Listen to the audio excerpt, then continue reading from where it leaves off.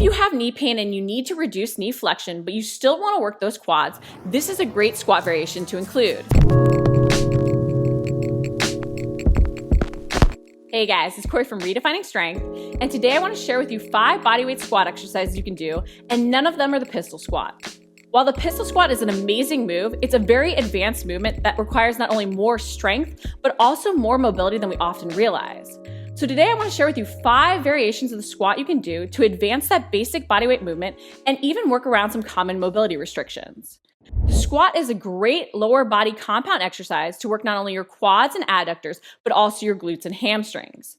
So if you really want to use this move without any equipment to challenge your lower body, these 5 variations are a great way to do it. Squat variation number 1 is the 80-20 staggered stance squat. This squat is a great way to work around ankle mobility restrictions and even give your squat a unilateral focus. So if you can't yet do that single leg squat, this is a way to get some of those unilateral benefits while having the support of your other leg. And because you're actually on the ball of that other foot, it can allow you to get deeper in your squat even if you have mobility restrictions at your ankles. With this squat, you want to think about staggering your stance slightly, placing one foot slightly back towards the other heel. You're going to be on the ball of that back foot. This foot positioning reduces the amount of ankle mobility you need to squat lower, so it can allow you to work through a bigger range of motion. You'll want to shift 80% of your weight onto that standing leg. This will give the move that unilateral focus and load down that standing leg more. It will also help you correct any imbalances you might have. When you're loading 80% on one side and 20% on the other, you're giving yourself the support that you need to be able to complete the motion correctly. So it'll give you that little assist that the full unilateral move won't. However, it'll also help you focus on that standing side to correct any imbalances you might have. Usually when we do the bilateral squat, our stronger side can compensate. But with this unilateral focus, that stronger side can't take over. This can really help you improve the strength of your weaker side and correct any imbalances. When you do this move, make sure to sit back in that standing heel. You don't want your weight to shift forward. By having the ball of the other foot down and the heel up, it will reduce the ankle mobility required so that you can actually end up sinking lower. Make sure to work on both sides. If you do find that you really have a weaker side, you might want to start on that side and then complete the same amount of reps on your stronger side. To advance this movement, you can add in a slower tempo or even an explosive jump. You can even alternate sides, jumping from one staggered stance to the other. This squat, though, is still a great way to target your quads and even your adductors. It'll also help you really focus on your glutes. Squat variation number 2 is the 2-tempo squat. When you don't have loads or any equipment to add to those basic bodyweight movements, you can use tempos to your advantage to help you challenge yourself more with even that basic bodyweight movement. By slowing down the eccentric portion of the squat, you're going to create more time under tension and also create more muscle tissue damage. This can help with muscle hypertrophy.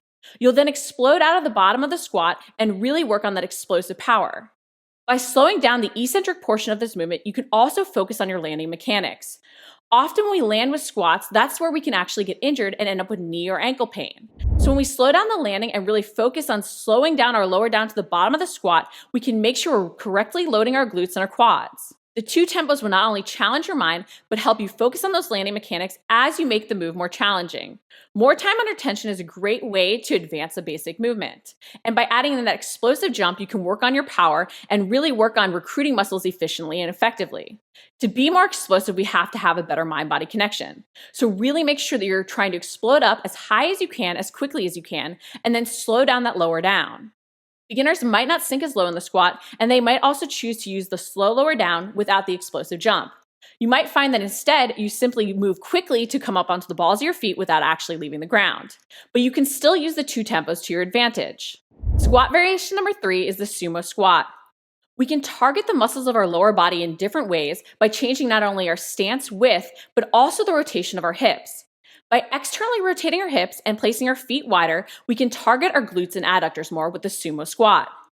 This is a great way to really focus on those 2 muscle groups instead of just targeting our quads as much.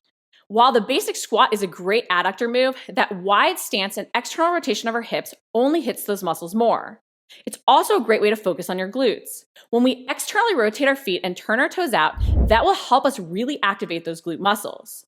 The one thing to note if you use this move is if you have piriformis pain, that external rotation of your hips does put the piriformis into a shortened state. So if you've overuse or overload of the piriformis, be careful with this foot positioning. You want to make sure that you do have a wider stance. With this wider stance, make sure that your knees still stay in line with your hips and your ankles. You don't want your knees to cave in. You want to make sure you're using your glutes to pull your knees open to stay in line. You still want to sink down as low as you can while keeping your chest up.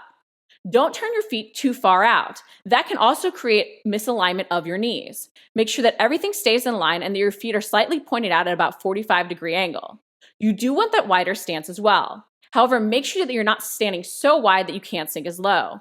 Your mobility will dictate exact stance positioning. If you really struggle to load your glutes, this can be a great squat variation to start with, especially for beginners. Just make sure you only work through the range of motion you can control. To advance this movement, you can make it a plyometric move, leaving the ground and jumping as quickly and as high as you can. You can also slow down the tempo. Beginners who have mastered the basic bodyweight sumo squat might want to add in even a calf raise. This can be a great way to prep your body to leave the ground for a more plyometric move later. Squat variation number 4 is the roll to squat. The roll to squat is not only a great mobility drill, but also a great cardiovascular move to work your entire core. You'll work not only your quads, but also your abs, adductors, hamstrings, and glutes. To be able to roll back and then plant your feet to move to standing requires a certain amount of ankle mobility.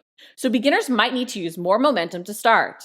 You can really use your hands to push off the ground to work your abs more and even develop a little momentum to help you stand back up. This can also be a great bottom-up way to work on that pistol squat because you can roll into that single leg positioning. So if you want to add a little more core work to your squat workouts while still targeting your lower body, include the roll to squat in your routine. Squat variation number 5 is the skater squat with taps. If you have knee pain and you need to reduce knee flexion, but you still want to work those quads, this is a great squat variation to include. Especially if you've had previous knee injuries and you really want to build your knee stability, this move can allow you to do that. Because you're going to hold in a slight hip hinge squat, you're going to load your glutes more while still targeting your quads.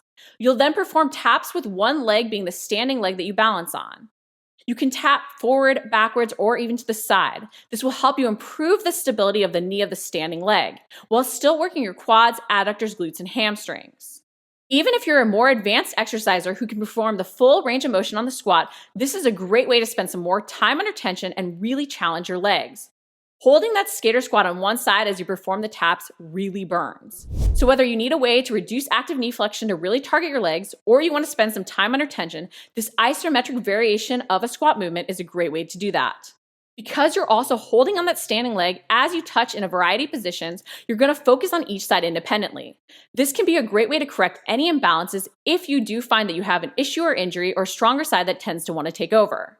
Using these 5 bodyweight squats, you can get in a great lower body workout and target your quads, adductors, hamstrings, and glutes without any equipment or any loads.